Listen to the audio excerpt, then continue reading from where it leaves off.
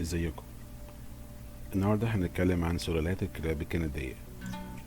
كندا من أحدث الدول في العالم وأكبرها حجما ومناخها ساقع جدا، والنهاردة هنستعرض معاكم بعض سلالات كلاب منها.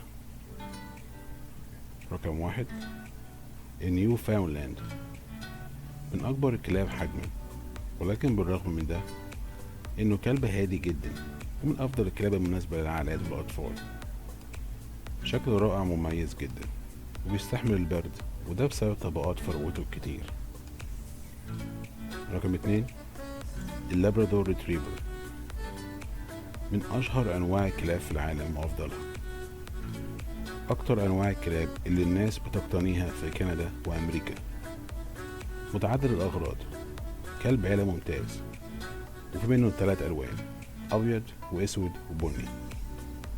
الكلب ده من أفضل الكلاب المناسبة لقيادة العميان أو علاج الناس اللي عندها رهاب اجتماعي أو قلق نفسي، وده بسبب طبعه الهادي والحنين جدا. رقم 3، النوفا سكوتا ريتريفر، كلب صيد ممتاز، بيستخدم لصيد البط في المية أو التلج. معلومة ظريفة عن الكلب ده إن فروته مضادة للمية، يعني مش بتتبل، وعشان كده حركته سريعة جدا في المية.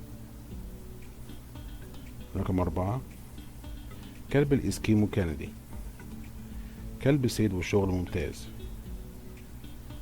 بيستخدم لجر الزلاجات أو البضايع. كلب شرس بطبيعته وعنيد وطاقته عالية جدا.